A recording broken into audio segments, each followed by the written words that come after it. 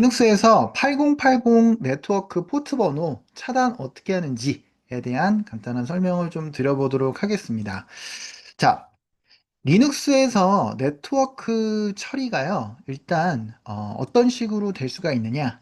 이 리눅스라고 하는 이 서버 부분에 보게 되면은 이 엔진엑스가 됐든 NC라는 프로그램이 됐든 다양한 프로그램들이 구동될 수 있고, 리눅스 내부에 이 네트워크 처리하는 코드들이 또 따로 있어요. 그래서 이 네트워크 처리를 위해서 다양한 작업들을 하지만 그 중에서 이 포트에 대한 관리들도 합니다. 그래서 웹서버가 뭐 8080을 쓰는 거, 뭐 NC라는 프로그램 8080, 뭐 스프링 프레임워크로 자바 프로그램 같은 거 실행하면 8080 같은 거 기본 포트로 많이 쓰죠. 그리고 뭐 장고라든지 다른 프로세스들이 뭐 8000번 여러 가지 프로세스들이 포트 번호를 쓸 수 있어요. 당연히 같은 포트 번호를 쓰면 안 되기 때문에 같은 포트를 점유하려고 했을 때 쿠드나 바인드라고 하는 시스템 콜 오류라든지 어드레스 already in use라고 하는 오류 메시지들이 일어날 수 있습니다. 근데 어쨌든 지금 여기서 하려고 하는 건요, 이 네트워크 처리에 대한 부분에 기본적인 기능들도 당연히 들어있지만 넷필터라고 해서 패킷에 대한 부분을 드랍하거나 혹은 차단을 하거나 혹은 포워드라고 해서 다른 쪽으로 옮겨서 던진다던가 여러 가지 작업들을 할 수 있는 기능이 내부적으로 들어 있습니다. 그게 바로 리눅스 커널 내부에 있는 넷필터이고요. 이거는 iptables라는 명령어를 통해서도 조작이 가능하고요. 그 밖에도 이제 도커라든지 뭐 보안 프로그램 그리고 또 뭐 쿠버네티스 여러 가지 프로그램들이 이제 필터라는 기능을 공동으로 같이 많이 활용을 하게 됩니다. iptables라는 기본 명령뿐만 아니라 nftables라든지 다양한 명령어를 통해서도 이 넷필터를 사용할 수가 있게 되겠고요. 예를 들어서 8080 포트에 대해서 차단을 하는 설정을 넣어놨다 라고 하게 된다면 8080을 점유하고 사용하고 있다고 하더라도 이 패킷이 이쪽으로 들어가지 않도록 이제 차단을 해 놓을 수가 있어서 외부에서 접속할 때 8080에 대한 접속이 실패가 되는 부분을 경험하실 수가 있게 됩니다.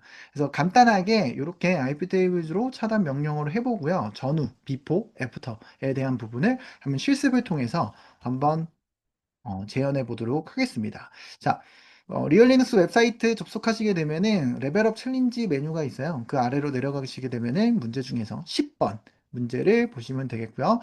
리눅스 켜지는데 조금 시간이 걸리고요. 리눅스 켜지고 나면은 iptables라는 명령어부터 한번 설치를 해보도록 하겠습니다. 로키기 때문에 DNF를 사용하고 있고요. 여기서 IP 테이블즈 명령어를 입력하고 비밀번호까지 입력해서 설치를 해보도록 하겠습니다. 자, 설치를 하시게 되면은 조금 시간이 걸려요. 사실 내부적으로 DNF 체크 업데이트 같은 거를 먼저 해야지 패키지 정보를 먼저 가져오는데, 바로 인스톨레이션 하더라도 내부적으로 패키지 정보를 먼저 가져오는 부분이 내장이 되어 있죠. 그 다음에 이어서 설치를 할 게 있습니다. DNF 인스톨을 해서요. map and get이라고 해서 우리가 nc라는 명령어를 이용하기 위해서 요 그 패키지를 설치를 해서 준비를 했습니다. 자, 8080 포트 번호 차단하는 부분을 실험을 하기 위해서요. 우리가 뭐 자바 프로그램 같은 거 실행해서 스프링 프레임워크로 컴파일해서 실행하게 되면 기본 포트 8080 같은 거 쓰죠. 네, 그렇게 해서 실험해 보셔도 괜찮고요. 지금 레벨업 실습 안에 있는 nc라는 명령을 통해서 임시적으로 8080을 점유하고 그리고 백그라운드로 이제 내부적으로 이제 구동시키게 해서 이제 8080을 점유하는 서버 프로그램들이 구동되는 것처럼 실행을 해볼 수가 있습니다. 예. 이렇게 되게 되면은 8080을 어쨌든 내부적으로 점유하고 쓰고 있다라는 사실이에요. 지금 아직 차단하거나 이러지는 않았죠. 그냥 리눅스 안에 iptables 명령어라든지 필요한 패키지들을 좀 설치를 했고요. 그 다음에 8080을 점유했어요. 근데 이 부분은 자바라든지 다른 프로세스를 통해서 8080을 점유해도 상관은 없다. 근데 진짜 8080이 점유하고 포트 번호를 가지고 지금 쓰고 있는 게 맞는지를 확인하려면은 이렇게 ss 명령어 같은 걸 통해서 확인할 수 있습니다. 예를 들어서 이 그래프를 통해서 8080 이런 식으로 확인하시게 되면은 당연히 그래프를 제외하고 보시게 되면은 그 포트번호 사용하고 있는 부분들에 대한 조회가 전체적으로 되겠고요. 지금 8080을 NC라는 프로그램이 점유하고 리슨 그러니까 서버 프로그램으로서 대기하고 있는 거를 조회를 해보실 수가 있습니다.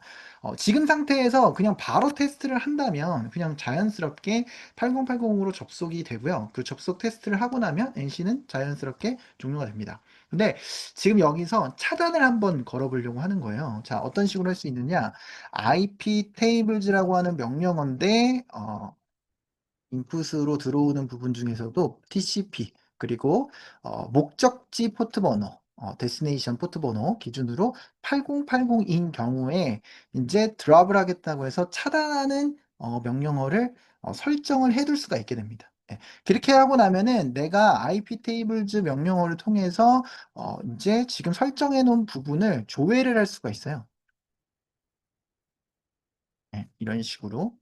그랩까지 해서 만약에 본다면 조회를 해서 봤을 때 목적지 TCP 중에서도 목적지 포트 번호가 8080인 거를 차단하겠다, 드랍하겠다 라는 부분의 규칙을 확인할 수가 있겠고요. 만약에 우리가 여기서 접속하는 거에 대한 테스트를 진행을 해봤다. 로컬호스트이기 때문에 127.0.0.1 그리고 8080으로 접속을 합니다.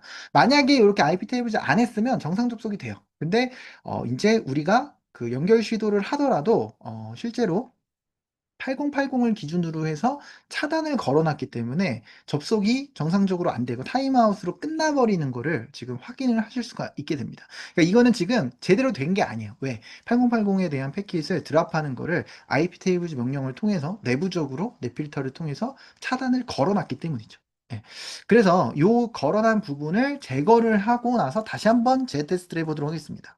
자, IP tables라고 하는 명령어를 통해서요. 지금 이전에 실습해놨던 그 필터링을 걸어놨던 요 조건을 제거를 하도록 하겠습니다. 8080에 드랍을 하기로 했던 그 규칙 자체를 "-d" 옵션을 통해서 딜리트로 제거를 했고요. 그 제거를 한 부분은 설정을 통해서 다시 한번 보실 수가 있어요.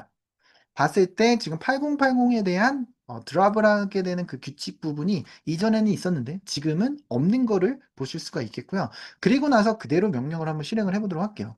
보면은 로컬호스트이기 때문에 내부만 기준으로 해서 8080을 기준으로 해서 테스트를 해봅니다. 테스트 해봤을 때 정상적으로 처리가 되죠. 아까처럼 타임아웃이 나지 않고 처리가 됐고요. NC는 리슨하고 기다리고 있다가 접속 테스트가 끝났기 때문에 NC 프로그램이 종료가 됩니다. 예, 이런 식으로 해서 실습을 해봤고요. 실제로 이론으로 공부하고 그림상으로 볼 때랑 실습할 때랑 약간 분명히 헷갈리실 수 있어요. 그러신 분들은 그림하고 이 실습을 다시 한번 보시는 게 꼭 필요하실 수가 있겠고요. 그리고 중간중간에 이렇게 조회하는 거 굉장히 중요합니다. SS 명령 같은 걸 통해서 포트 번호 실제로 8080 점유하고 기다리고 있는 건지가 있는지 그런 것도 한번 확인해 보는 거. 또 IP 테이블즈로 드랍하는 실습으로 그 설정을 걸어놨다면 차단에 대한 설정이 제대로 있는지를 조회해 보는 부분. 그리고 실제로 테스트를 해서 그게 차단이 진짜 되는지 그리고 차단을 꺼놨다면 접속이 잘 되는지 이런 것들을 비포 애프터를 생각하시면서 실습을 하는 게 굉장히 중요한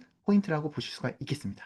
자, 실습 명령어 마지막 마무리하고 이제 끝내도록 하겠습니다. 감사합니다.